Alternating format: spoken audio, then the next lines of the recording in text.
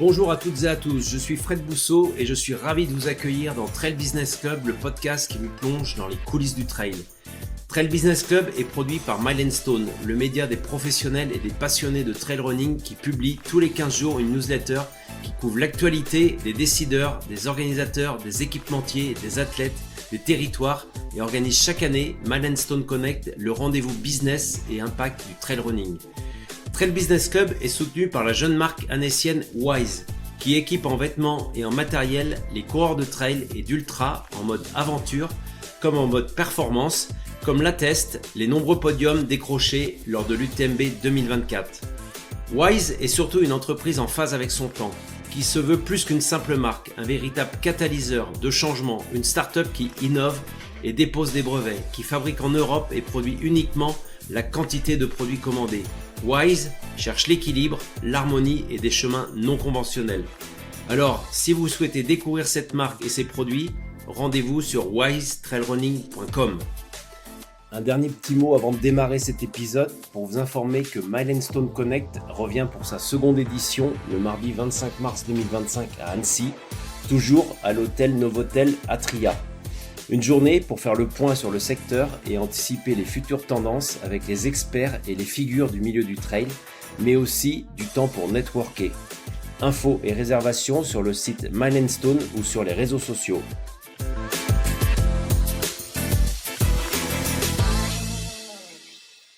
Je reçois pour ce 25e épisode de Trail Business Club un triathlète de très haut niveau qui affiche sur son CV une participation au JO de Pékin en 2008, un rôle de remplaçant au JO de Londres en 2012, un titre de vice-champion d'Europe de triathlon en 2008 et 4 Coupes du Monde à son actif. J'ai nommé Tony Moulet. Il remporte à 37 ans sa première victoire en Coupe du Monde en 2013 et annonce dans la foulée sa retraite internationale.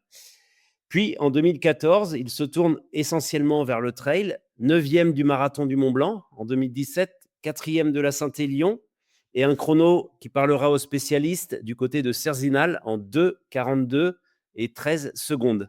13e de la CCC en 2019, 41e de l'UTMB 2022, il s'offre même la victoire dans sa catégorie sur cette édition. Bonjour Tony. Salut Fred. Alors je viens de te présenter, on te voit rarement, tu es plutôt quelqu'un de discret, côté sportif et côté personnel.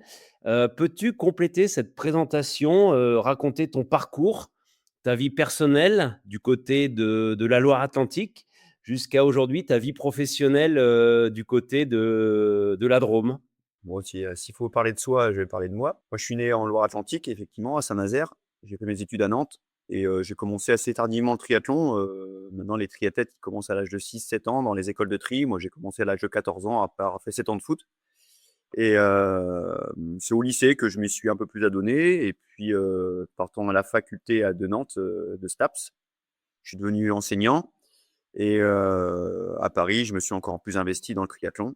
Là où d'autres s'investissaient dans des fêtes nocturnes ou dans les musées, hein, dans la culture, moi, c'était plus le sport avec les copains, à faire des raids, à faire un peu tous les sports, le ski, etc. Et c'est l'amour de la montagne qui m'a rapproché des Alpes, hein, et notamment de la Drôme. Donc j'ai posé mes valises dans la Drôme en 2002. Et c'est là que m'est venue ma passion de crapahuter, parallèlement à mon métier de triathlète. Donc en 2007, je suis devenu professionnel, donc j'ai laissé mon enseignement de prof de côté. J'ai été détaché, donc de 2007 à 2013, et ce qui m'a permis de faire 2 Olympiades. Une qui s'est conclue par les Jeux de Pékin et une autre par les Jeux de Londres en tant que remplaçant, mais en ayant acquis le dossard qui a été utilisé par Vincent Louis. Voilà, et puis donc en 2014-2013, fin de carrière internationale, et puis 2014, fin de carrière, on va dire nationale, où j'ai enchaîné avec le Grand Prix de Nice début octobre, par exemple, pour ceux qui aiment bien les chiffres, en courant le dernier 5000 en 15 minutes. À l'époque, il n'y avait pas de carbone, hein. Et 2 mois après, en finissant la Saint-Élion, à mon premier trail de plus de 70 km à la Saint-Élion, où ça a été vraiment une révélation, où je suis passé par tous les états. Mais ça a été vraiment un révélateur, et à partir de là, je me suis investi comme un fou. Et là, c'était Lyon, donc j'y suis retourné 2-3 fois après et ce qui s'est conclu par 2 top 5. Il m'a toujours manqué un petit truc parce que je suis de nature, très impatiente et j'ai jamais su, mais bon, c'est un petit regret, hein, dans toute ma carrière de trailer. C'est j'ai pas su, faire les bons choix, il m'a tout le temps manqué quelque chose et on va dire que l'année où j'avais acquis le plus d'expérience et où j'étais, le meilleur, bah, c'était l'année du covid. Donc j'ai pas pu, récolter les fruits de mon travail, malheureusement. Et puis après, bah, il y a l'âge qui m'a rattrapé et le déclin. Et ouais, quand on s'entraîne moins, en plus, c'est plus compliqué le trail, hein. Donc là, depuis, bah, voilà, j'ai fini en 2022 l'UTMB parce que je voulais boucler la boucle avec ça.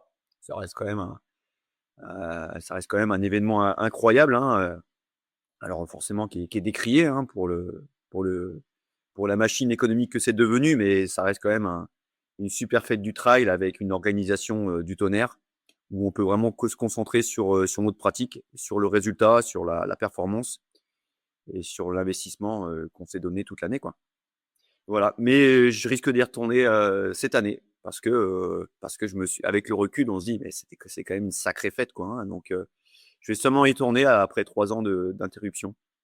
Voilà. Et donc, pour finir de parler de moi, depuis cette année-là, depuis septembre, je me suis investi dans mon club de triathlon local à Romans-sur-Isère, où mon frère, notamment a monté une section triathlon. C'est un club de natation de base, mais, il y a une section triathlon où on est déjà 70 licenciés et il y avait besoin de structurer un peu le la struc de structurer la section. Donc, voilà, je m'occupe des adultes et des jeunes. Et c'est une super motivation, c'est vraiment très sympa de passer de l'autre côté de la barrière et le fait de m'entraîner avec les adultes et les jeunes et ben, ça m'a remis le pied à l'étrier et j'ai retrouvé un niveau de forme qui était, relativement correct. Ce qui m'a vu remettre, les pieds dans un parc à vélo, là, depuis 3 semaines, là où je fais du duathlon, donc course à pied, vélo, course à pied. Voilà. Et une deuxième place dans ta catégorie, une septième au scratch ce week-end lors des championnats de France à Mâcon. Ouais, ouais, bon, c'est championnat Transmaster, hein, mais ça court vite, hein, les gars ça court, facilement en 15-30 le 5000, donc ouais, faut s'accrocher quand même. J'ai perdu un peu de vitesse quand même.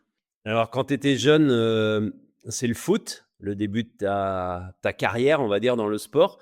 Est-ce que, c'est aussi les grandes époques, les grandes années, du FC Nantes, puisque tu es juste à côté?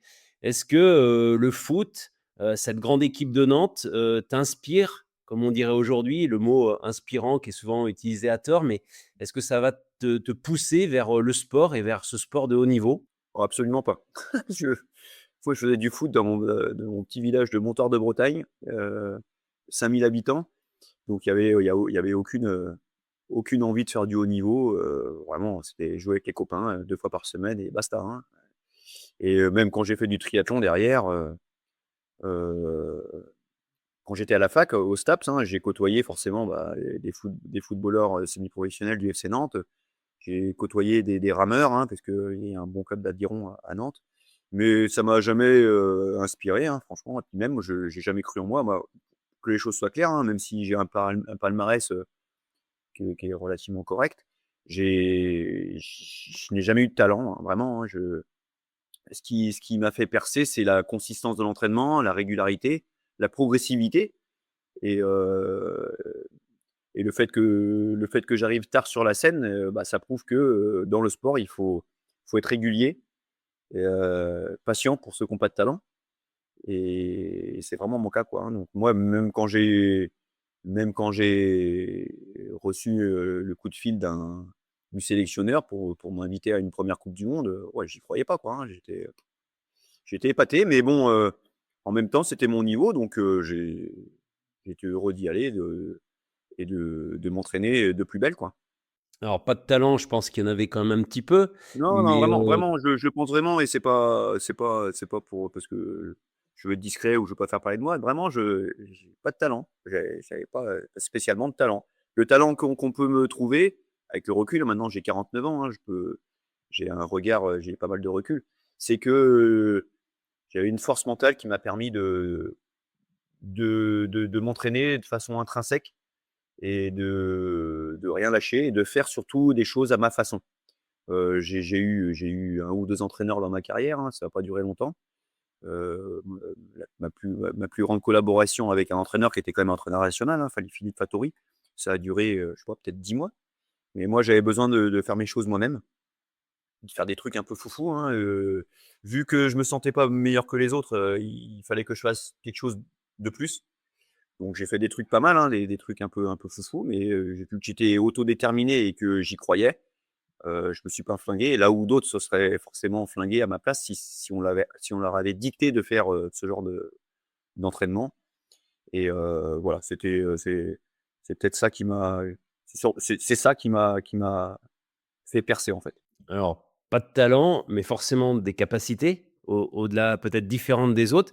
Alors tu dis, c'est quoi, ce que tu faisais différemment, peut-être de façon peut-être un peu discrète, peut-être cachée pour pas faire comme les autres, mais c'était quoi? Bah, maintenant, c'est rien d'exceptionnel parce qu'à l'époque, parce que maintenant, tout le monde s'entraîne beaucoup, hein. On sait que la charge d'entraînement, elle est inhérente à la réussite, hein, à condition de bien se reposer et bien récupérer. Bah, c'était lorsque j'étais en colocation moi avec mes copains, avec les copains où on faisait du ski de rando, du parachutisme, du raid, multi-activités, on faisait plein de trucs et qui dit mu qui on on faisait plein de choses différentes et je continuais le judo par exemple, je continuais, plein de sports, l'escalade. Donc j'avais une polyvalence, hein, musculaire, hein, qui m'a permis d'être bien doté là-dessus, pour le triathlon. Et arrivé au mois d'avril, je me mettais en mode moine et je partais avec mon fourgon et je partais en altitude. Je savais que l'altitude c'était un accélérateur de la forme et je me faisais des régimes, hypoglycidiques, où pendant une semaine, je mangeais que, bah, des yaourts nature, du pain et de la banane et du miel. Je dormais dans mon camion, en avril, hein, les bouteilles d'eau à gelée, hein, c'était un camion, hein, mais je mettais un matelas, hein, donc et j'étais tout seul pendant une semaine. J'enchaînais avec une deuxième semaine, c'était la première semaine que je la faisais avec les copains, on était à la Grave, par exemple, pour ceux qui connaissent les Hautes-Alpes et le ski nature qui est là-bas. Je faisais une première semaine avec eux et puis j'enchaînais une deuxième en camion tout seul et puis après l'été, bah, j'aimais bien partir, tout seul dans ma voiture. Je posais ma tente, en altitude et puis je m'entraînais, c'était tout à fond quoi, hein, vraiment, hein. Alors c'est certainement pas un conseil qu'il faut donner aux jeunes ou même aux moins jeunes, hein, parce que j'allais loin, hein. Franchement, j'avais qu'une allure, c'était à fond et du matin au soir quoi, hein, je me faisais mal, hein, vraiment. Je pourrais pas le refaire, hein, ce que j'ai fait, partir, sur des footings à jeun, j'étais à fond remeuf, partir sur des footings à jeun à 6h30 du mat et partir tout de suite sur des allures élevées quoi, hein, où je ventilais comme un bœuf. J'enchaînais avec, parce que du coup, je rejoignais un stage de natation, de Saint-Afrique, un copain qui m'accueillait. Donc là, je nageais avec des nageurs d'eau libre, qui nageaient 2 fois 10 kilomètres par jour. Moi, je faisais, les 8 kilomètres avec eux. L'après-midi, j'allais rouler et puis je renchaînais, par une course à pied le soir. Alors c'était 4 entraînements pendant 10 jours et bon, par contre, derrière, quand je rentrais à la maison, j'étais bien fatigué. Je me revoyais en cours où j'étais exténué, quoi, hein, en cours de PS, c'était difficile, quoi, d'ingurgiter ça. Mais vu que c'était pas mon métier et que j'avais une occupation en parallèle, hem, 3 semaines après, quand j'avais récupéré, j'étais un tueur, quoi, hein, autant mentalement que physiquement. J'avais aucun doute, quoi, hein, donc ça marchait bien. Ça marchait bien et c'est comme ça que j'ai gravi les étapes. J'étais à l'époque, j'étais au club de Sablé-sur-Sarthe. On était en D1 et c'est en 2001 que 2000-2001 j'ai commencé à enchaîner les victoires sur les triathlons régionales, à commencer à faire un top 5 sur les grands prix et en 2002, bah, le club de Poissy, triathlon, m'a recruté et là, bon là, lorsqu'on est dans un club comme ça où il y a que des internationaux, hein, je pense à Karl Blasco, Olivier Marceau, Sylvain Daudet. Heu, on a envie de croquer aussi, hein, on a envie d'être pareil et puis surtout l'exigence, du staff fait que, bah, on doit être au niveau, hein, donc la première année, je me suis blessé, j'ai passé mon pied dans les rayons de ma roue avant et ça m'a sectionné le gros orteil. J'ai eu 20 points de suture, donc ça a un peu avorté ma saison. Mais dès l'année d'après, ça a bien fonctionné. On devient champion de France par équipe, avec Poissy et dès l'année d'après, j'ai eu une première expérience de coupe du monde, à Cancun, au Mexique et où j'ai vu la victoire de mon copain Cédric Forton. On en parlait hier. Le Cédric, hein, que j'ai retrouvé d'ailleurs, dimanche au championnat de master, lui qui il est M3 quand même, hein. Il a 51 ou 52 ans et on se retrouve régulièrement avec Cédric, sur les trails, sur des swimruns, sur des les X3 de Courchevel ou qui sont des formats atypiques et donc en 2004, j'étais déjà avec lui au Mexique, voilà, où je le voyais gagner. Donc c'est des beaux Donc souvenirs tout ça. en 2008, 1re, participation aux JO de Pékin. J'imagine que c'était un rêve pour toi, forcément, hein, une fois que tu avais intégré, Poissy, une fois que tu avais intégré l'équipe de France, de pourquoi pas aller un jour, participer aux jeux olympiques. Quand on est gamin, on en rêve forcément, quand on fait du sport, on a envie un jour d'aller aux JO. Est-ce que pour toi, c'était la concrétisation? C'était pas pour moi, ça a jamais été un rêve d'aller aux JO et puis c'était même pas atteignable. Sauf en 2008, bon, bah, on y pense. Il y a des en 2007, je fais une piètre saison, d'ailleurs toute l'équipe de France fait une piètre saison. Il y a que Frédéric Bellovre qui est toujours au top, hein. C'était lui la figure de proue et qui nous a tous inspirés puisqu'il s'entraînait, mieux et plus que tous les autres. Donc on a suivi ses pas et en 2008, il se trouve que un super concours de circonstances au championnat d'Europe de Lisbonne.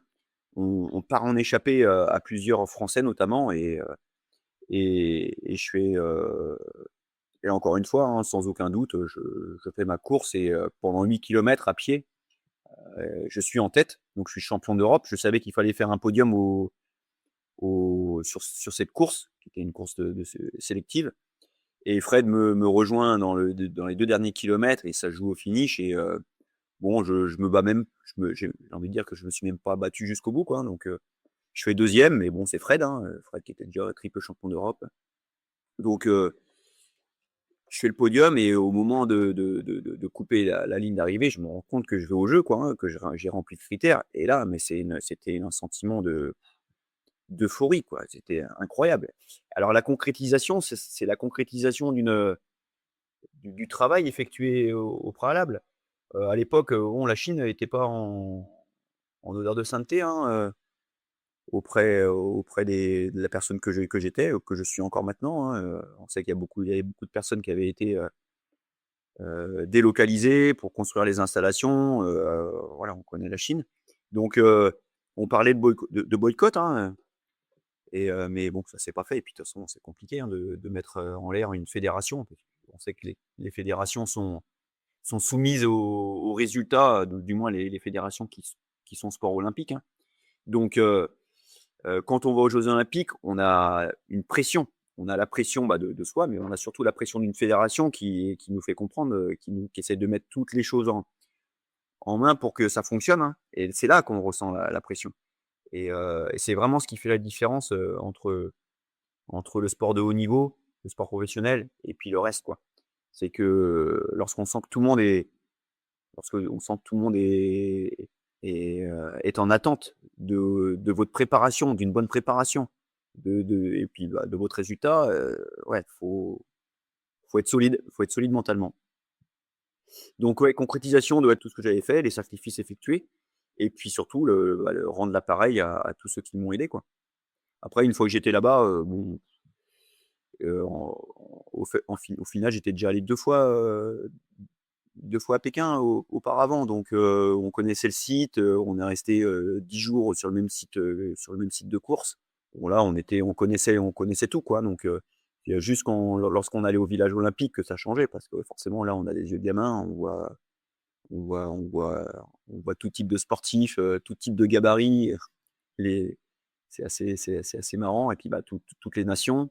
On a le discours du président Sarkozy, on est avec des tennismen, avec les Monfils et compagnie. C'est ouais, on est dans un autre monde, quoi, hein. Moi, dans ma tête, j'étais juste un petit triathlète, mais on côtoie des grands sportifs, quoi, hein, qui de renommée, en fait. Après les jeux olympiques, moi, j'avais conscience que je n'étais qu'un pion sur l'échiquier, hein. Je faisais juste partie de l'équation, à savoir, je suis un athlète, je suis là pour faire du spectacle et puis, une fois que c'est fini, on s'en fiche, hein. Heu, on fait partie d'une pièce du grand spectacle qui est diffusé partout dans le monde, hein, tout simplement et ça, faut en être conscient, quoi, hein. Donc c'est pour ça que j'ai jamais eu vraiment le rêve de l'olympisme qui n'existe pas, hein. Faut arrêter de dire que, l'olympisme, c'est la fête du sport et c'est que le meilleur gagne, hein. Non, non, non, non. L'histoire nous donne vraiment, l'histoire, nous le rappelle à chaque fois, hein, lorsqu'il y a des histoires de dopage notamment, ou de triche, hein. Forcément, qui a oublié Alexis Bastine et ses tricheries de juges? Je parle pas des patineurs ou des boxeurs, enfin, voilà, Alexis Bastine, mais dans tous les matchs de boxe, il y a eu de la triche. C'est complètement fou d'accepter ça, quoi et donc c'est complètement fou d'avoir donné, l'organisation, aux Jeux de Sotchi, par exemple. Quand on voit le chaos, qui a été organisé par les services secrets, c'est incroyable, quoi. C'est incroyable. Donc vraiment, l'olympisme, ça reste c'est une course qui a lieu tous les 4 ans, où il faut être fort et celui qui arrive à se faire sélectionner à ce moment-là, c'est qu'il a mis le curseur au bon endroit et qu'il a su se préparer. Donc là-dessus, c'est, c'est une, c'est une célébration parce que il y a des athlètes qui se battent pour ça et ça a lieu qu'une fois tous les 4 ans. Donc pour réussir à le faire, c'est une belle réussite quand même.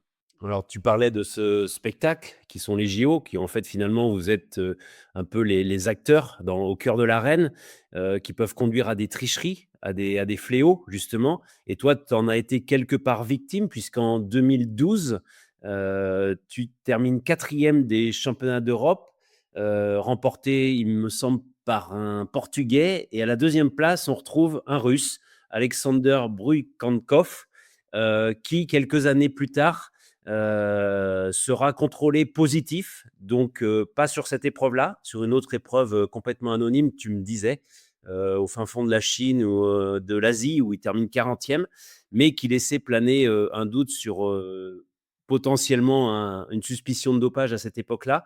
Tu as l'impression de t'être fait voler ta sélection, puisque tu étais uniquement remplaçant. Et est-ce que le dopage était vraiment un fléau du haut niveau à cette époque-là?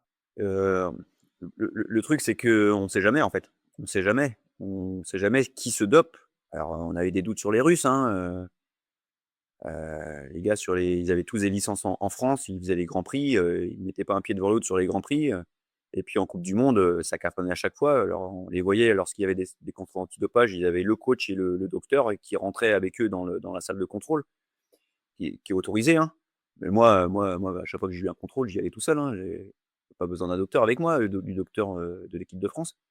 Donc et puis bon, Boykenkoff, c'est un athlète quand même atypique puisqu'il a un gros gabarit, qui était anti-économie, hein, vraiment qui courait à l'effort, à l'énergie, et puis bon, il y avait pas mal d'anecdotes, sur son cas, sur des personnes qui l'avaient vu, en train de jeter quelque chose, au sol, des coachs qui avaient mis la pression à d'autres coachs français qu'il fallait qu'il fallait se taire.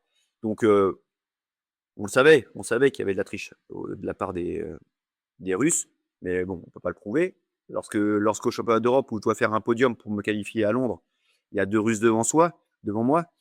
Alors c'est Javier Gomez qui avait gagné, hein, qui est espagnol, qui était numéro 1 mondial, pas de problème. Mais sur les Russes, ouais, ça fait bon, j'ai raté le podium. Sur le coup, bon, je suis pas j'étais déçu de ne pas avoir fait le podium, mais je m'en voulais qu'à moi. J'avais pas mis les choses en place pour être devant eux. En plus, j'avais écopé d'une pénalité. Donc j'ai perdu 15 secondes. Si j'avais pas eu ces 15 secondes de pénalité, j'aurais sûrement fini 3e. Donc je m'en voulais à moi. Mais quand quelques années après, j'apprends que, le Bokenkopf, s'est fait prendre à l'EPO. Bon, bah, ouais, ça fout les boules, hein, ça fout les boules, c'est sûr, hein, mais c'est fait, il y a prescription et moi je suis passé depuis, à autre chose, hein. Et je pense pas que le dopage a été un fléau à mon époque. Alors on a eu des doutes, hein, enfin on a toujours des doutes, hein. Moi je j'ai vécu à l'époque d'Alistair Brownlee qui écrasait la course de tout son poids dans les 3 disciplines et j'ai toujours dit bon, j'ai toujours respecté l'athlète, hein, parce que c'était une machine de guerre ce garçon-là. Mais j'ai toujours dit que si un jour, on apprend qu'il était dopé, je ne serais absolument pas étonné, quoi. Alors maintenant, il y aura toujours, on ne saura jamais, quoi, hein, est-ce il était hors norme, c'était, artificiel ou naturel, on le saura plus maintenant, c'est trop tard. Mais en tout cas, c'est sûr qu'il était hors norme, complètement hors norme. C'était fou, quoi, de le voir, le couteau entre les dents du début à la fin de la course, de sortir devant, en natation, de de ne pas attendre, l'aide de quiconque pour rouler. Aux Jeux de Londres, le garçon, il a quand même des domestiques. Bon, un domestique, c'est un athlète qui doit un coéquipier qui se sacrifie, pour lui. Donc il était censé l'emmener en vélo. Lui, il devait se mettre dans la roue et puis attendre la course à pied. Et puis lorsqu'on fait 28,50 au 10 km à l'époque sans le carbone, bon, et on a de la marge pour gagner la médaille d'or. Et ben lui, non, non, il roulait à fond, il aidait son coéquipier, il roulait même plus que lui, Stuart Hayes. Et je dis, mais il réfléchit pas. Pourtant, c'est un garçon brillant, hein, c'est donc j'ai toujours été étonné de voir son faciès toujours ultra combatif, voire même irréfléchi. Donc, mais alors, encore une fois, ce sont des doutes, c'est rien, il n'y a rien de prouvé. Il a mis à fin à sa carrière cette année ou l'année dernière, ce qui prouve qu'il a une grande longévité et qu'il était hors norme dans tous les cas. Si tu me demandes que si c'était un fléau, bah je sais pas. Je sais pas. Et s'il y a eu des athlètes, il y a eu des Russes qui se sont fait avoir, mais pour le reste, il y a pas eu de vague. Voilà. Donc moi depuis j'ai oublié, hein, depuis je suis passé à autre chose. Donc la carrière est faite et c'est comme ça, quoi. Donc, quand on prépare les JO, j'imagine que c'est 4 ans de travail assidu, où il faut être concentré en permanence. Au lendemain des JO, on gère ça comment? Il y a une déprime, il y a ce qu'on appellerait de notre temps un burn-out. Vous êtes aidé comment par la Fédé? Même on sait que la Fédé de triathlon est quand même très forte, très organisée, assez puissante. Vous avez des aides post-JO pour justement essayer de rebondir face à des situations qui sont des. Toi, tu as été malade à Pékin en 2008. En 2012, tu es sur le banc. Comment on gère ça? Bah, en se relevant, hein, en se relevant tout seul. Londres, j'ai pas eu de trauma post JO, je l'ai eu post, annonce annonce de sélection. Où là, je me vois encore à la piscine, à ma piscine de Romans, à la piscine Triboulet où, Franck Bignet, le DTN de l'époque, m'appelle et puis m'annonce que ça sera pas moi. Là, c'est dur à encaisser, hein. C'est, il y avait mon copain Greg Rouault qui était là, mon, de club. Et je lui dis: «Eh bien, on va courir». On a fait un footing à 17 à l'heure, hein, et ça a duré 40 minutes. Je me suis donné à fond et il fallait exorciser ça. Ouais, ouais, là, c'est difficile, mais comment j'ai réagi derrière? Bah, j'ai continué à m'entraîner, hein, sans trop de goût. Je me souviens que le premier Grand Prix, la première course, après la sélection, bah, j'avais honte.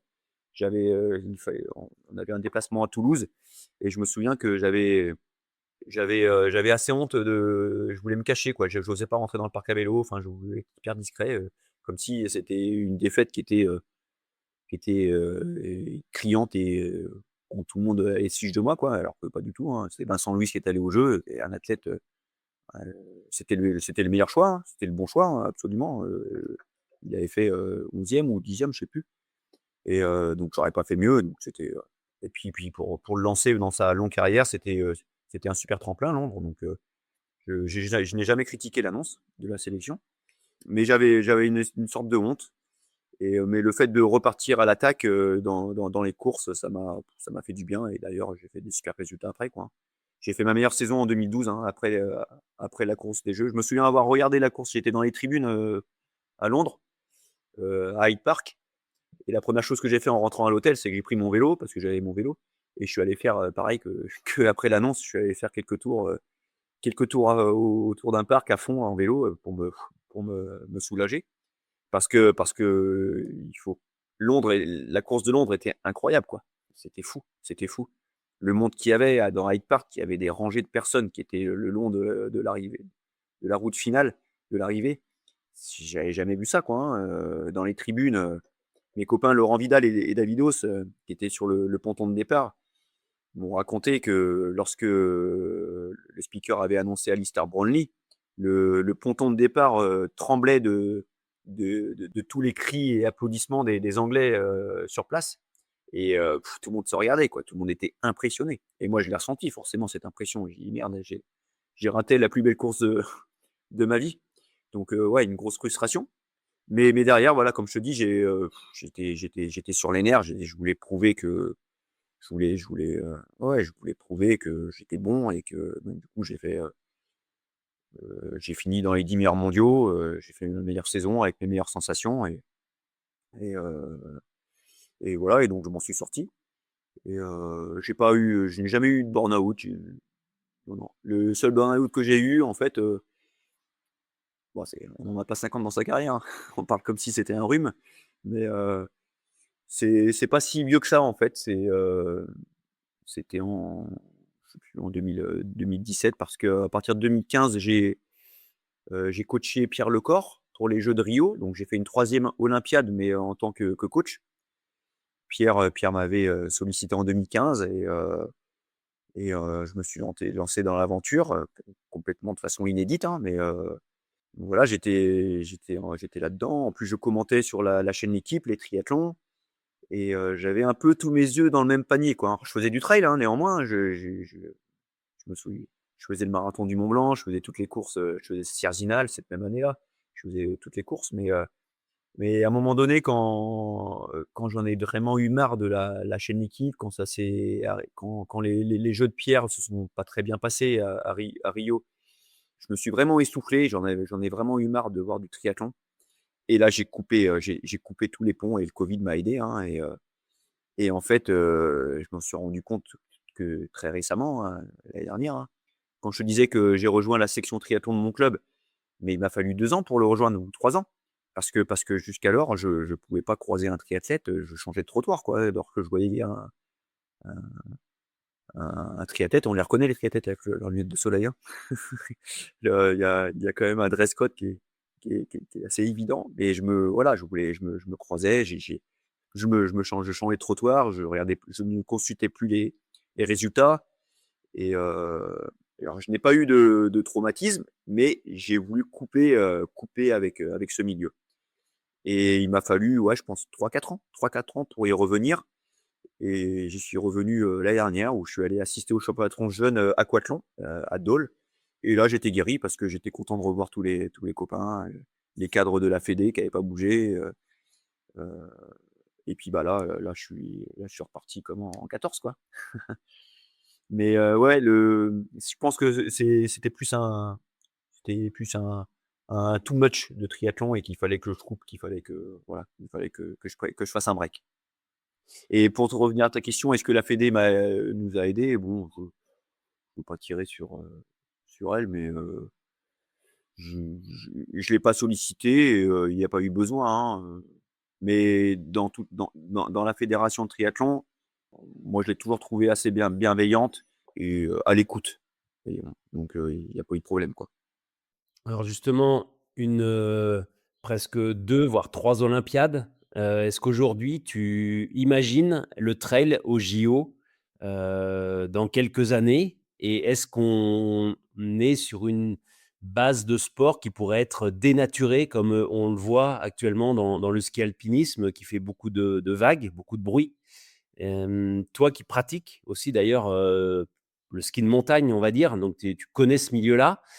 Quel regard tu portes sur une éventuelle entrée du trail au JO? Bah, je t'avoue, j'y ai jamais pensé. Mais si la condition pour être au JO c'est de faire un trail de 10 kilomètres, dans un parc, non, non, faut surtout pas y aller, quoi. C'est pas une fin en soi, hein. C'est sûr que tu parlais de ski alpinisme. Alors, il y a 2 ans, j'ai fait les championnats de France j'ai fait 2 courses de ski alpi. Et puis dans des endroits, bah, que tu connais, hein, à Combe-Bénite en Tarentaise et puis, un côté sauvage, des garç des un public connaisseur, pas nombreux, mais surtout, ouais, un milieu non aseptisé. Quand je vois ce qu'ils proposent aux Jeux olympiques, c'est tellement dommage. C'est tellement dommage de faire ça, des courses de 3 minutes, qui a rien à voir avec le mot alpinisme, quoi, hein. Ce sport est tellement beau et il pourrait tellement, mettre en valeur, la montagne et la mentalité montagnarde, hein, qui est ouais, hein, je suis dans l'Atlantique, j'en découvre tous les jours, hein. Ma femme est haute-savoyarde. Je rayonne lorsque je suis avec mes beaux-parents parce que c'est une culture complètement différente, une façon de penser différente. Les Français auraient tout à gagner à connaître ce microcosme-là non, si c'est pour voir, ce genre d'épreuve, non, non, faut refuser, faut refuser. Alors, quel est l'avenir de la Pyramenta? Bah, qu'on reste comme ça, qu'on reste comme ça, c'est très bien, hein. C'est pas grave si ça se développe pas, hein, ça restera intimiste, mais ça fera la joie, bah, des connaisseurs et puis ceux qui sont curieux, parce que la curiosité, c'est une valeur, hein. Ceux qui sont curieux et qui voudront s'y découvrir ce que c'est, et ben, ils feront l'effort de. Ça tombera pas du ciel. Mais est-ce que le trail au JO, quelle qu'en soit la forme, est-ce que ça pourrait aussi permettre, de tendre vers une structuration du sport un peu plus importante, vers une professionnalisation et en même temps élever le niveau? Parce qu'on voit souvent, on sait que dans le triathlon, le niveau, il est à son maximum. On va sur les marathons, sur le semi, le 10 kilomètres. Aujourd'hui, on a les meilleurs athlètes du monde qui battent des records en permanence. Est-ce qu'aujourd'hui, tu as le sentiment que cette entrée aux Jeux olympiques pourrait permettre, d'augmenter le niveau et d'atteindre ce professionnalisme que certains revendiquent?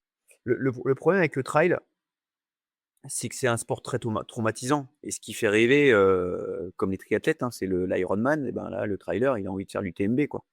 On voit les chiffres de l'UTMB au tirage au sort et le nombre de candidatures qu'il y a, c'est complètement fou, quoi et même sur toutes les courses, sont sold out, au bout d'une semaine, voire la première soirée, d'inscription.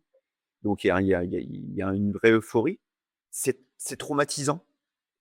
Moi quand je vois les jeunes qui sont inspirés par Kylian, notamment, qui veulent faire des ultra trail à l'âge de 25 ans, j'ai peur. J'ai peur parce que moi, quand je vois les douleurs que j'ai à 49 ans, c'est tellement bon de faire du sport parce que je suis encore jeune. Quand je vois les douleurs que j'ai, je me dis: «Oh là là, les pauvres, ils vont ramasser plus tard, c'est pas possible». C'est hyper traumatisant et puis pas pour se préparer pour être compétitif même sur un 70 kilomètres. Il faut en bouffer de la borne, hein et puis on le sait de toute façon avec les réseaux sociaux que dès qu'il y en a un qui fait 200 kilomètres dans la semaine et ben, bah, ça y est, ça s'ébruite et tout le monde sait que c'est la base. Faire une école de trail, c'est bien, mais il faudrait réglementer les distances, que c'est possible, hein, en vélo, on réglemente bien les braquets pour les jeunes. Est-ce qu'on n'obligerait pas un moins de 18 ans à pas dépasser 20 kilomètres pour justement, préserver la santé de nos jeunes, notamment? Après quand on est vieux, bah, on fait bien ce qu'on veut, hein.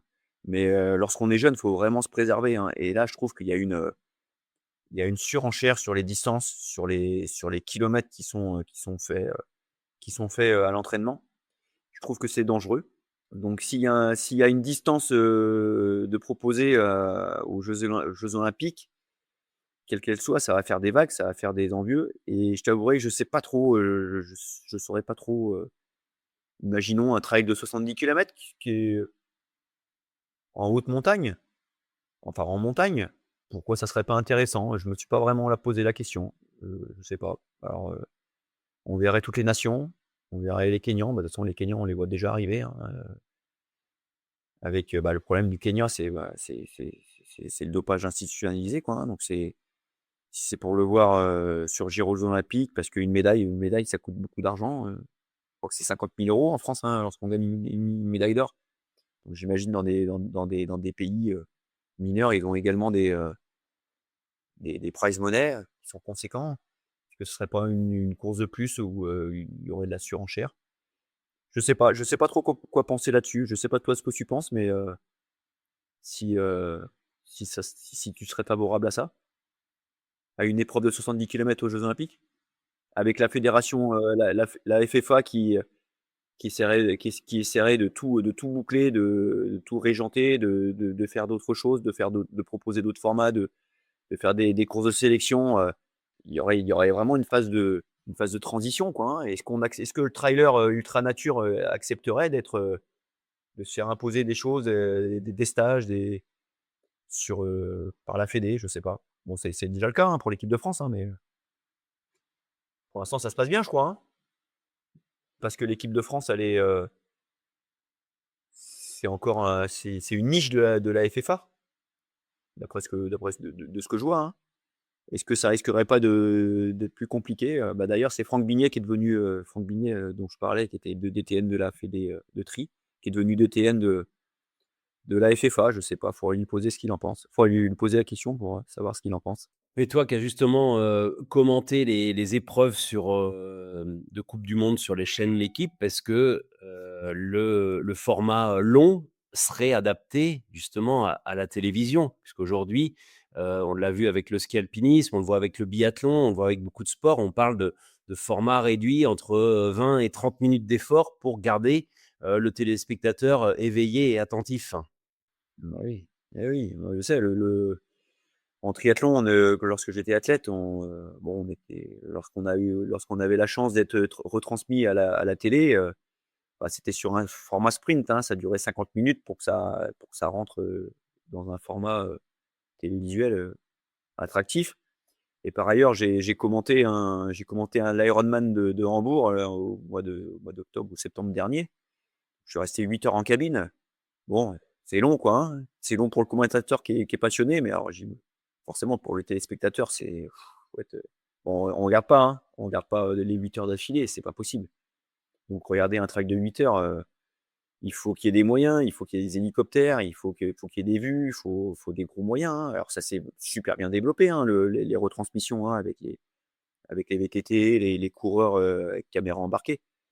Mais, c'est sûr que c'est pas, moi je préfère le live, où on attend, chaque point de contrôle, et on voit les écarts à ce moment-là, quoi. Je trouve ça marrant. Et, bon, j'ai jamais vraiment regardé de trail à la télé, hein, lorsque c'était retransmis, hein. Ouais, je le sens pas trop. Ça fait long, quoi, 8 heures, hein. Après les courses de ski alpi, elles durent 2 heures pour les meilleurs, hein, 2 heures et demie, hein.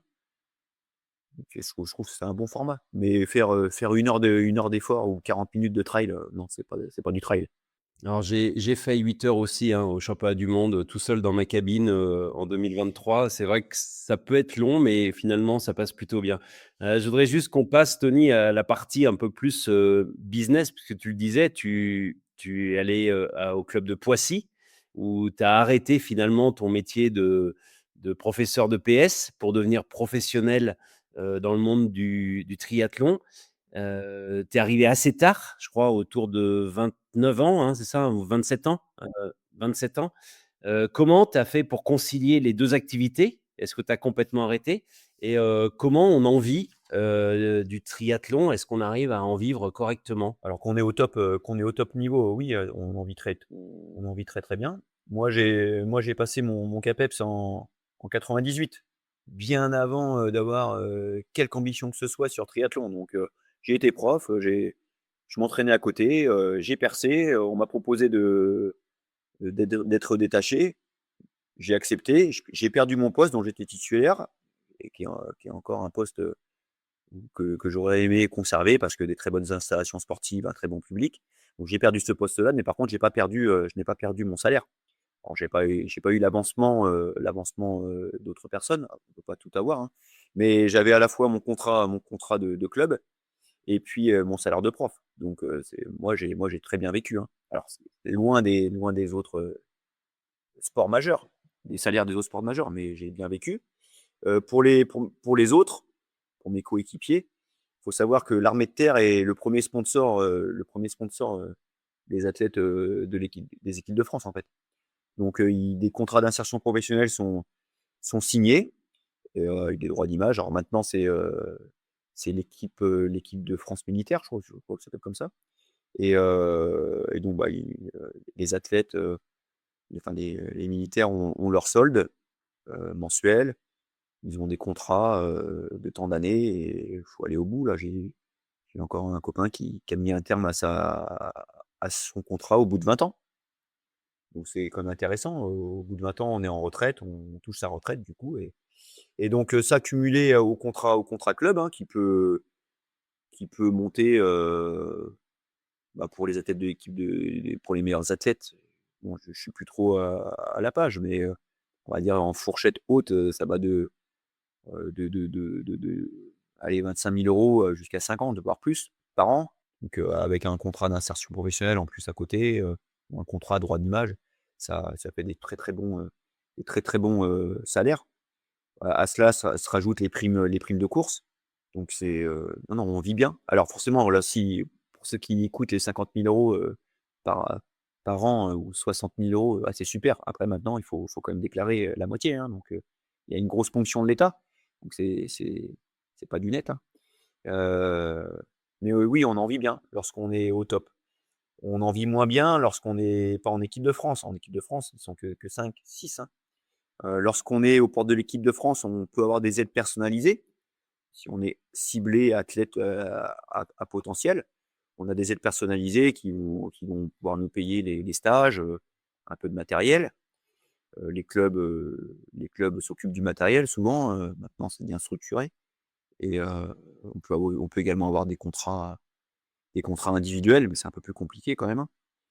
Et pour le financier notamment, ça reste quand même du matériel, ou alors avec des primes de course. Mais j'ai connu tellement d'athlètes qui arrêtaient leurs études ou qui faisaient des petits jobs, entre saisons, ou alors qui étaient aidés par leurs parents et qui avaient un tout petit contrat, ou avec lequel des tout petits contrats club avec lesquels on pouvait juste survivre. J'en connais tellement qui ont fait ce choix-là et qui se retrouvent un peu dans la panade maintenant, ou qui sont obligés de repartir sur des études à l'âge de 25-30 ans, quoi.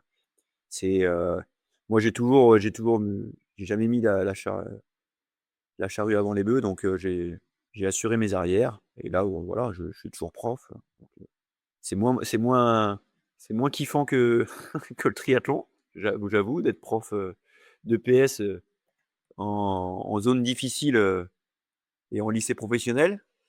Mais bon, je m'y accommode, hein. Il y a des avantages et il y a des inconvénients.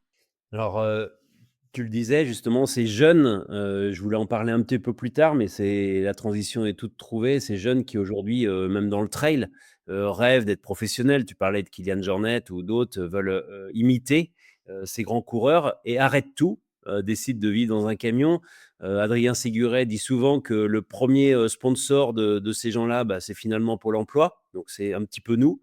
Mais toi, quels conseils tu leur donnes au-delà de pas tout, plaquer pour essayer de vivre de ça? Est-ce qu'il faut garder justement, un une seconde corde à son arc et déjà penser à la reconversion dès le début de sa carrière? Ah bah, c'est pas une seconde, c'est une première corde à son arc qu'il faut, c'est le conseil qui revient à ce que j'ai dit tout à l'heure, hein. Il faut assurer un vrai métier. Un vrai métier avec lequel, bah, on peut faire, vivre une famille. Ah, il faut quand même pas déconner, quoi. On peut pas vivre tout seul jusqu'au bout, de sa carrière et faire du sport. On est là pour, si possible, vivre en couple ou vivre, voilà. Donc il faut, je sais pas s'il y a beaucoup de jeunes qui veulent devenir professionnels en trail, hein, franchement, je l'entends pas souvent ça. Je suis un peu coupé du truc, mais c'est pas une solution, c'est pas possible. Je vois, il y a un truc que j'ai passé quelques années là, j'ai zappé quelques années, mais en retournant un peu sur Instagram, je me rends compte que les athlètes, qui sont toujours athlètes lorsque pas je l'étais, mais pas loin, ils ont beaucoup évolué avec les réseaux sociaux et ils sont pour certains, ils sont devenus influenceurs, quoi, hein. Ils racontent leur vie, sur les réseaux sociaux. Alors je dis pas que c'est pas bien, je dis juste que c'est pas du tout ma mentalité et que vu que j'ai raté quelques années, j'ai pas évolué avec mon temps. Il y en a qui le font très bien et c'est intéressant et je comprends que ça inspire d'autres, enfin des fans. Mais je suppose qu'il y a le fait de faire ça et que tout le monde suive le même chemin, je suppose il y a des choses à gagner, quoi, hein. Il y a des enjeux financiers et si c'est ça, être professionnel, heu, avoir, tant de followers, faire parler de soi, faire le buzz, ouais, je suis à 10 milieux de ça, quoi, hein. Je veux bien mettre des stories, de faire des publications, mais je veux que ça reste simple et voilà, je veux pas donner de conseils, ou pas raconter ma vie, quoi, non plus, hein. Mais si c'est ça être pro, parce que sinon je vois pas comment on peut devenir pro, tu veux devenir pro comment, en étant payé par une marque? Être payé 2 000 € par, Hoka, Nike, Adidas, ouah c'est un sacré, c'est le cas déjà avec des jeunes, ou? Il y a combien de contrats, financiers pro, à cette hauteur, dans le monde du trail? Il y en a vraiment que pour les très, très bons, ceux qui ont gagné des courses, majeures, quoi. Ouais, c'est des petits bouts de ficelle, des petits bouts de chandelle comme ça qui font, qui vont vous permettre d'avoir un salaire, mais ouais, je trouve ça hyper risqué, quoi, hein. Qu'est-ce qui se passe le jour où on se trail? Je parlais du trail qui est un sport hyper traumatisant, traumatisant, sur du long terme, mais on a vite fait de se blesser, quoi, hein, prendre une chute, être, out pendant 6 mois. Si on a que ça, non seulement c'est, physiquement, bah, c'est dur à accepter, mais alors, enfin, physiquement, ça fait mal et puis on est out pendant 6 mois, mais mentalement, on fait quoi d'autre? Lorsqu'on ne peut pas courir, on peut pas marcher, on a une aponevrosite plantaire, tu en as déjà une? Putain, j'ai eu une aponevrosite plantaire pendant 1 an, c'est l'enfer. Heureusement que j'avais autre chose et une aponevrosite plantaire, pour les quarantenaires, c'est un truc, c'est un truc banal, quoi. On se fait une tendinite, on se fait une rupture du tendon d'Achille, enfin, il y a tellement de blessures qui peuvent nous stopper net et puis la méforme, quand on sait que c'est un sport où, ça sert à rien d'être une Formule 1, sur un trail de 120 kilomètres, ça sert à rien d'être une Formule 1, faut être un 4x4. Faut être hyper tanké, faut résister à tous les chocs, faut jamais s'arrêter, faut être, faut la Formule 1, dès qu'il y a un petit grain de sable dans le moteur, ça se grippe, ça se ah, 4x4 non. Pour être 4x4, il faut en bouffer du kilomètre. Il faut être solide, quoi et voilà, donc c'est autant de risques de se blesser. Donc moi, voilà, je crois que c'est clair, hein, je trouve ça hyper risqué de tout miser sur le trail et pour en vivre en plus, hein. Surtout sur des tout petits montants. Tu as évoqué des montants de 2 000 à 3 000 €. Ah oui, non mais c'est ça, il y a rien à gagner, quoi. Il y a rien à gagner sur les trails. On rigole avec les ouais, ouais, c'est ça, mais bon, on a vu la concurrence, quoi, hein. On la voit la concurrence, hein, waouh et il y a combien de trails que j'ai gagné où je suis reparti avec un saucisson, hein. Il y a pas de prize money, hein, alors faut aller sur l'UTMB pour gagner, quelques milliers d'euros, mais en plus, quand on sait que c'est tellement aléatoire ces courses-là, hein.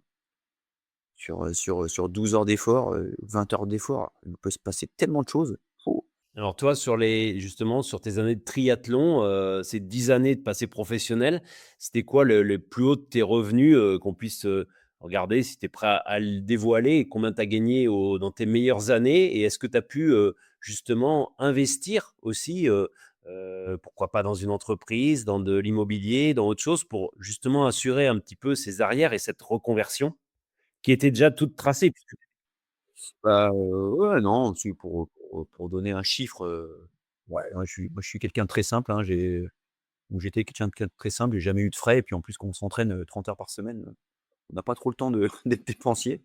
Donc on va dire, allez, entre 3 000 et 5 000 € par mois. Ça peut monter à 6 000 € par mois lorsqu'il y a il y a des bonnes perfs et donc c'est sûr que quand on gagne ça pendant 6 ans, 7 ans, c'est plus que du beurre dans les épinards, hein, à la fin du mois. Bah, ça permet de d'être propriétaire, 1 fois, 2 fois, 3 fois, propriétaire je parle de la pierre, hein, donc d'investir dans l'immobilier, notamment et puis de se retrouver à 40 ans sans trop de prêts et sans voilà et puis en ayant des revenus annexes sur des locations. Voilà, moi j'ai jamais fait de folie, de folie donc c'est ça, quoi.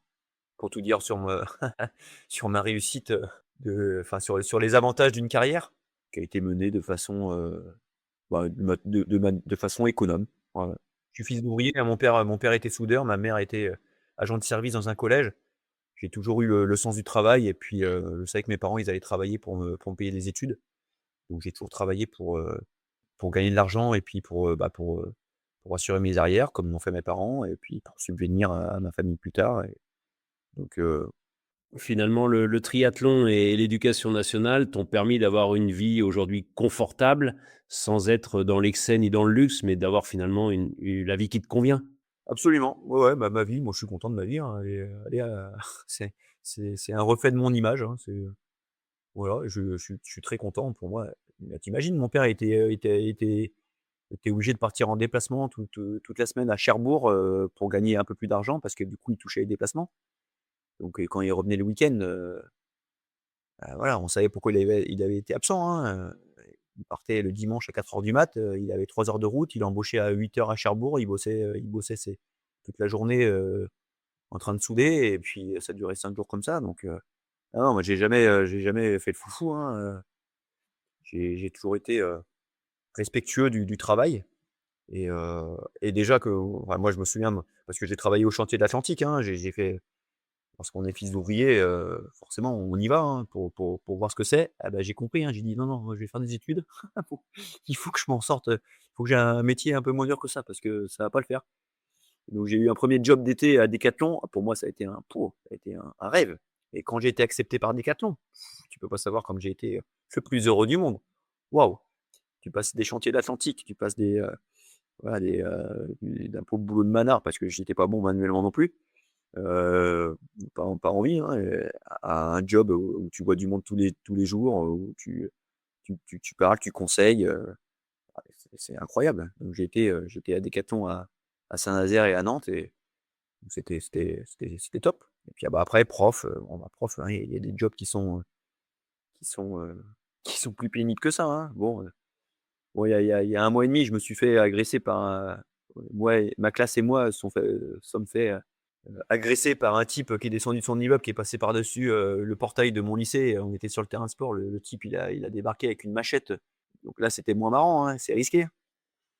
Incroyable, un truc de fou, mais donc c'est un peu l'anecdote de ma carrière, qui m'a empêché de dormir quelques nuits quand même, parce que si ça avait déraillé, si le gars il avait vraiment disjoncté, bah, je serais sûrement pas là, hein. Moi, j'avais rien pour me défendre et voilà, il y a parfois des risques en zone sensible. Mais bon, encore aujourd'hui, ça me permet d'être présent à la maison, ça me permet d'être présent au club, de donner de mon temps, en tant que bénévole et d'être présent aussi, bah, bientôt sur des courses ou sur les chemins pour ma satisfaction personnelle, quoi. C'est plutôt pas mal. Je suis assez content de mon parcours, même si des fois je me plains, mais comme tous les profs, hein. Et aujourd'hui, donc, une reconversion, tranquille, on va dire, vers le trail, comme ont pu le faire, tu les as cités tout à l'heure, à la fois Davidos ou Cédric Fleurton, qui a plutôt, pas mal réussi. Toi qui as vu l'évolution du monde du triathlon, avec, plein de formats, des fois on a du mal même à s'y retrouver. C'est un peu la même chose, dans le trail aujourd'hui entre, les UTMB World Series, les World Trail Major, les Golden, les Skyrunning, et puis d'autres circuits fédéraux. Est-ce que tu as peur qu'aujourd'hui, le sport se perde dans tous ces circuits et en fait, bah, la confusion fasse qu'on ne s'y retrouve plus? Ouais, non, pour l'instant, moi, ça me choque pas, alors les World Series, c'est une issue, enfin, c'était une conséquence directe et inévitable, hein, du succès de l'UTMB. Je pense que c'est quoi le chiffre d'affaires de l'UTMB? C'est 2 millions d'euros. Non, le bénéfice de l'année dernière, c'était 2 millions d'euros, je sais plus, un truc comme ça. C'est énorme pour, quand si on se retourne et qu'on regarde en arrière, 10 ans avant, notamment. C'était inévitable et Les skyrunning, bon, bah, c'est une autre un autre style de trail, qui est, voilà, qui est avec des qualités différentes.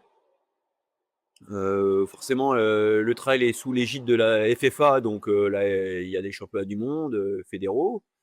Bon, je trouve encore assez lisible, hein, toutes ces courses. Moi, ça me choque pas encore. En triathlon, on a eu droit à des super sprints, des courses dans une arena, sur tapis roulant, sur home trainer. Ouais, bon, je sais que c'était le Covid, hein, mais là, c'était un peu too much pour moi. Là, j'ai un peu débranché à ce moment-là.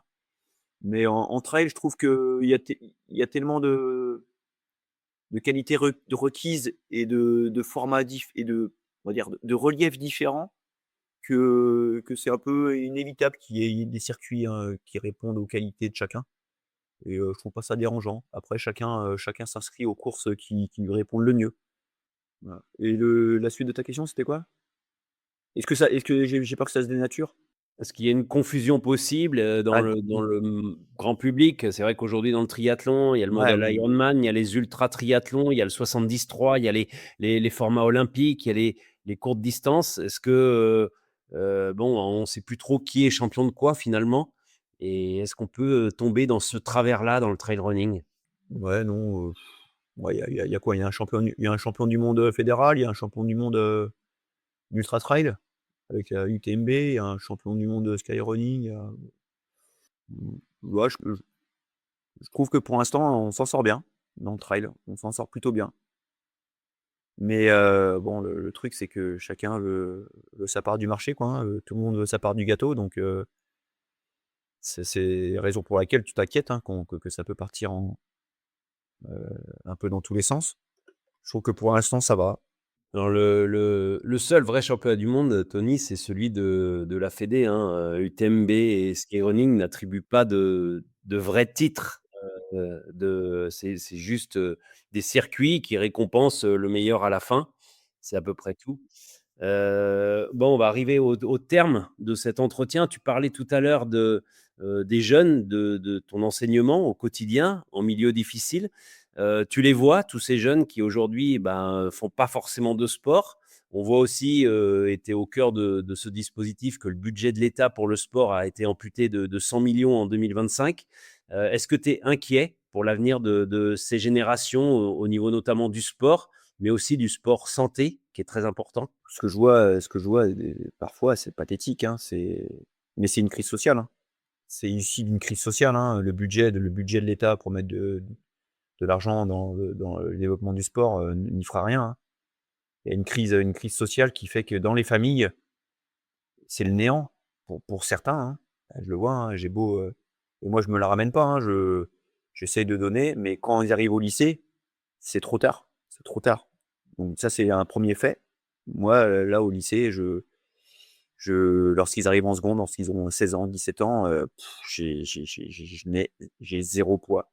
Pour ceux qui savent, que j'ai une carrière, alors les jeunes, ils sont là: «Ah, tu gagné de l'argent, vous avez gagné de l'argent», là, il y a une reconnaissance, mais c'est pas pour autant que ça les motive, hein.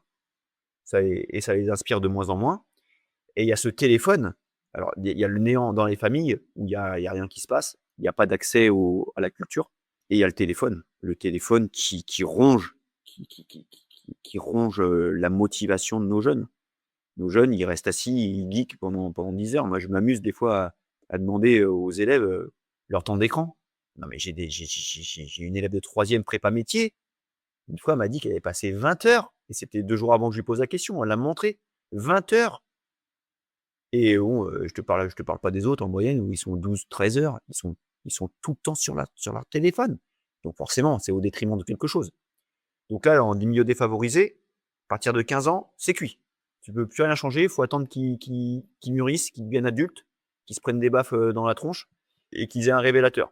Mais là, voilà, c'est cuit. Donc la solution, elle est à l'école primaire et au collège. C'est là qu'il faut mettre le paquet, quoi, hein. C'est là qu'il faut mettre le paquet.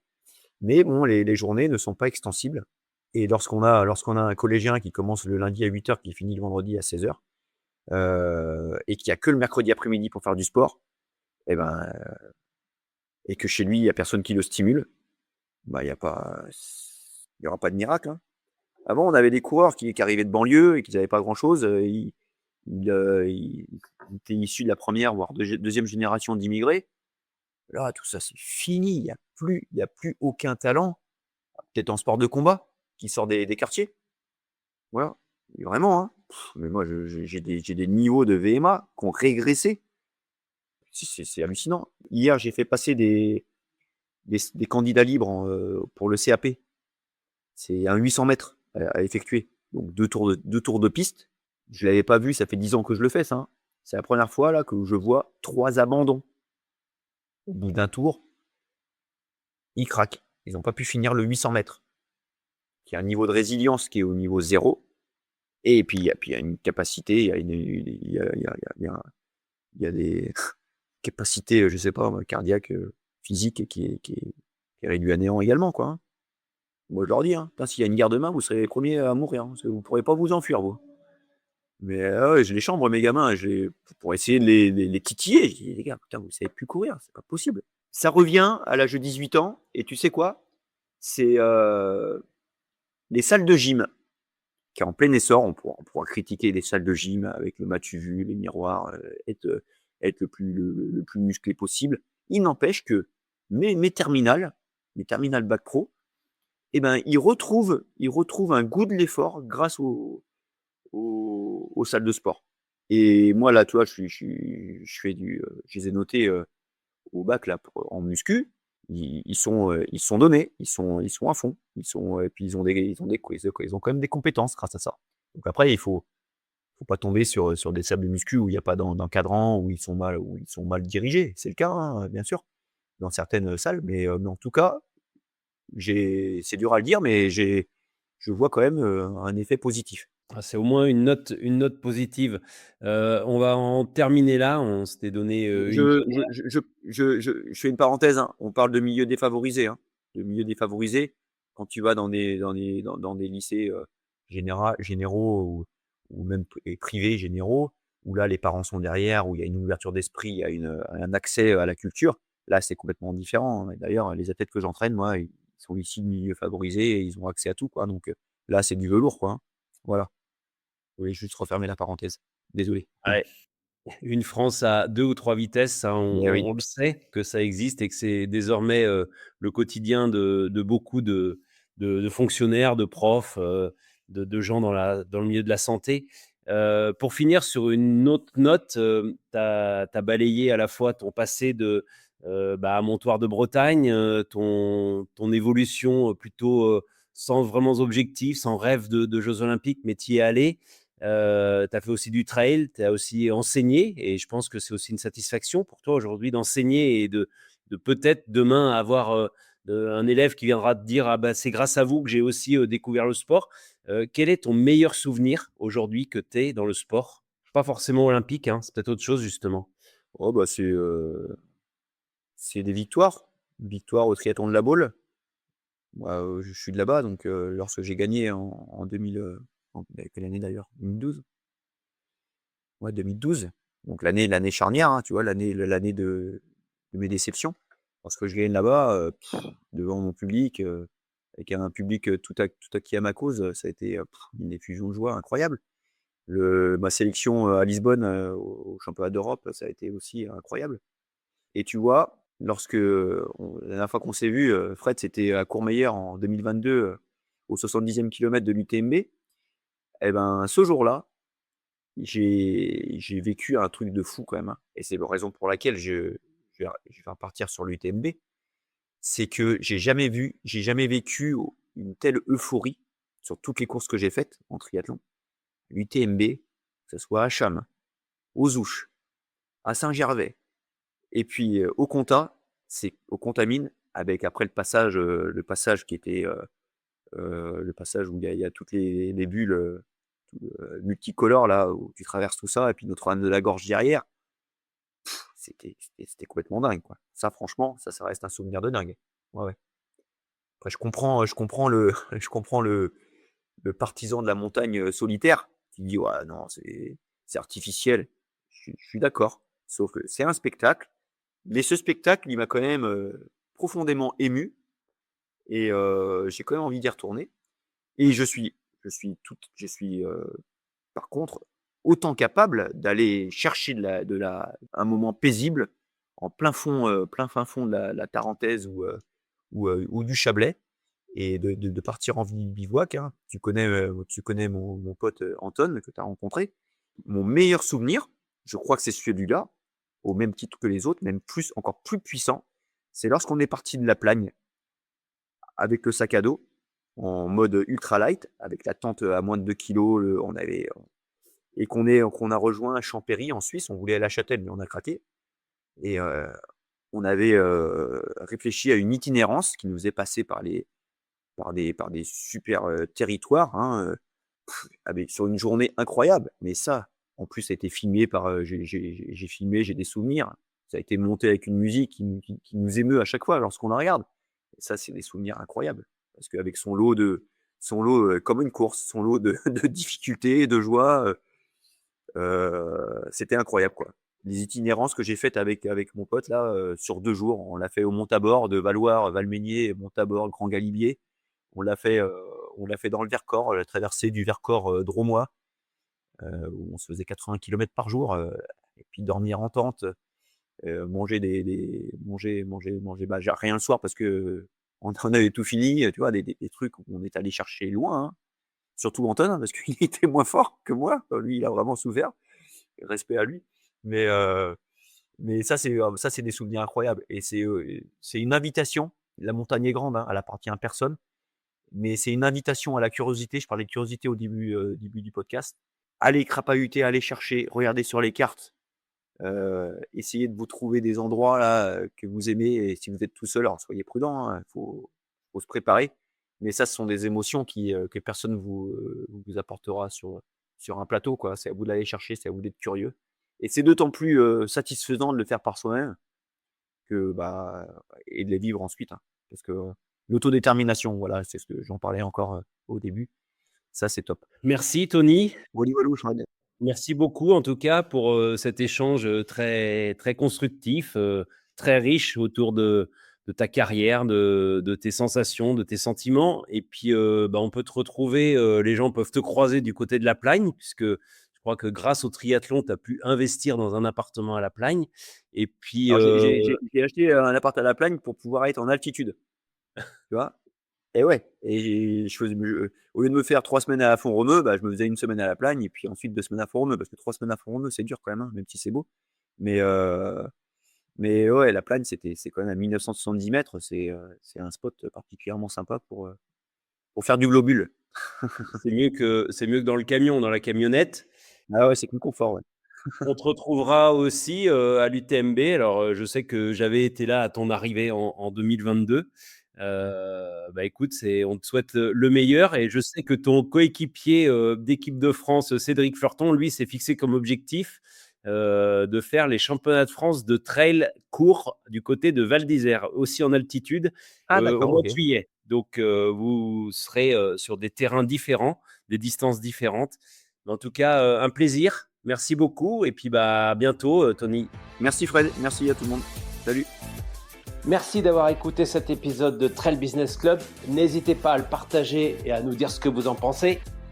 On se retrouve dans 15 jours pour un nouvel épisode. D'ici là, je vous conseille de vous abonner à la newsletter Mile & Stone. Elle est gratuite et vous pouvez vous inscrire sur mileandstone.com.